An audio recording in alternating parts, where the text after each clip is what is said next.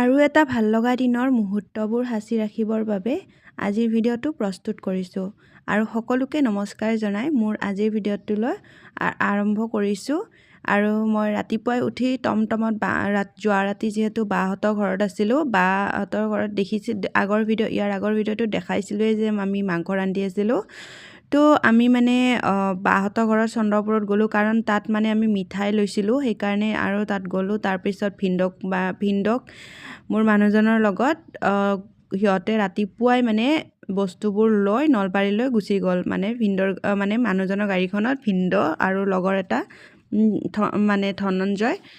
তো সিহঁত তিনিজন মিলি কেনে এই গাড়ীখন লৈ ইয়াত আহিল। এয়া নলবাৰী ঘৰখন ইয়াতে আমি এটা কাৰণত আহিছোঁ। তাৰপিছত আৰু মোৰ ভাইটিৰ গাড়ীখনত আমি আমাৰ ঘৰখনৰ মানুহখিনি আহিছোঁ, আৰু বৌহঁতৰ দাদাৰ গাড়ীখনত বৌহঁতৰ ঘৰৰ মানুহখিনি মানে আৰু মোৰ শাহুমা আৰু বৰজনা মানে দাদা তো তেওঁলোকে মানে সেইখন গাড়ীতে আহিলে।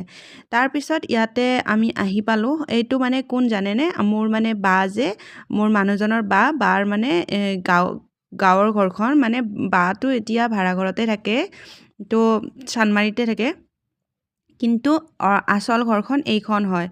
আৰু বাৰ আজি 7মহীয়া প্ৰগ্ৰেমটো আছিলে, সেইকাৰণে আমি আহিলোঁ আজি নলবাৰীলৈ। আৰু এয়া চাওক, নলবাৰীত মানে বাহঁতৰ ঘৰৰ ওচৰৰ এইখিনি পৰিৱেশ আৰু ওচৰৰ পাজৰৰ মানুহখিনি ইমান বেছি মানে ভাল, কি ক'ম আৰু। আমাক চাওকচোন, মাতি লৈ গৈছে চাহ খুৱাবৰ বাবে। আমি কৈছোঁ চাহ নাখাওঁ, কিন্তু গৰু আছে যদি গৰুকেইটা চাওঁ, ফটো তোলোঁ বোলো। তাৰপিছত আমি গৰুখিনি চালোঁ, আৰু জাৰ্চি গৰু, আৰু বাইদেউ যিহেতু আগতে গৰু আছিল, তো বাইদেউ মানে এইবিলাকৰ বস্তুত অলপ ৰাপ আছে, সেইকাৰণে আমি চাই আহিলোঁ জাৰ্চি গৰু বুলি ক'লে। তাৰপিছত চাই অহাৰ পিছত অলপ দেৰি বহিলোঁ, তাৰপিছতে আমাক ভাত খাব মাতিলে। আৰু মানুহখিনি মানে অলপ চলপ মানে এবাৰ দুবাৰ ভাত খোৱা হ'ল, আৰু আমাৰ আলহী মানুহখিনিক ভিতৰতে দি দিলে, আৰু বাও আমাৰ লগতে খালে। আৰু ইফালে বৌ আছে, আৰু মোৰ মানুহজনৰ ফালৰ বৌহঁতো আছে। তো আমি গোটেইকেইটাই মিলি খালোঁ। আৰু গীতমক চাওকচোন, দেউতাকে ভাত খুৱাই দিছে, কাৰণ যিহেতু বা ভাত খাবলৈ বহিলে।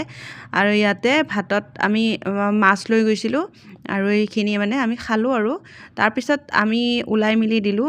যেতিয়া চবেই ওলালে আৰু আমি তাৰ আগে অলপমান ওলাই দিলোঁ। ওলাই কিনে আমাৰ যিহেতু এটা জেঠী আছে ওচৰতে, মাৰ বা হয়, তো জেঠীহঁতৰ ঘৰলৈ আহিলোঁ। এয়া আমাৰ জেঠীহঁতৰ ঘৰতো অলপমান ফটো চটো উঠিলোঁ আৰু ভিডিঅ' চিডিঅ' কৰিলোঁ। সাঁচি ৰাখিব লাগে মুহূৰ্তবোৰ, সেইকাৰণেই। আৰু তাৰপিছত এয়া আমাৰ বৌক আমি ঘৰলৈ থ'বলৈ আহিলোঁ, কাৰণ এয়া বৌৰ মাহঁতৰ ঘৰ হয়। তাৰপিছত বৌ যিহেতু নলবাৰীতে থাকে, গতিকে বৌ ক'লে কেইদিনমান থাকিম, সেইকাৰণে বৌক ঘৰলৈকে থ'ব আহিলোঁ। বৌ বহুত দিন মানে যোৱা নাছিল, মে'তে যোৱা হয়, সেইকাৰণে মানে বৌ ঘৰলৈকে যোৱা নাছিল, যিহেতু বৌ ৰাস চাব গ'ল। তাৰপিছত আমি থৈ মেলি আহি ৰাতি 9:30 বজাত মাহঁতৰ ঘৰ পালোঁ।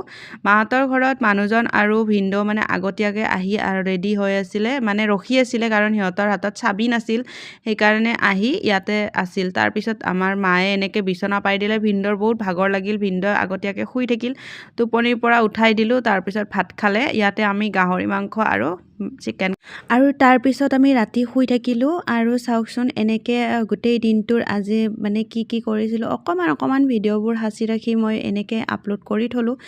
আৰু চাওকচোন, আজিৰ দিনত মানে ইমান ধুনীয়াখিনি আমাৰ সুবিধা আছে, মোবাইলত ফেচবুকত এনেকৈ ৰাখি থ'ব পৰা গোটেই মুহূৰ্তবোৰ পিছলৈকে চাব পাৰিম ধৰকচোন। তো এই সুবিধাখিনি থাকোঁতে মইনো কিয় নলওঁ, তেনেকুৱা ধৰণৰ কথা। আৰু মই কিন্তু বহুত আগৰ পৰা এনেকৈ ৰাখি থৈ দিছোঁ। বহুত আছে, আৰু একদম প্ৰফেচনেলি কাম কৰা নাই, অলপমান মানে মই এইবিলাক ভাল পাওঁ, সেইকাৰণে কৰি থাকোঁ। তো আজিলৈ আহিছোঁ, বাই।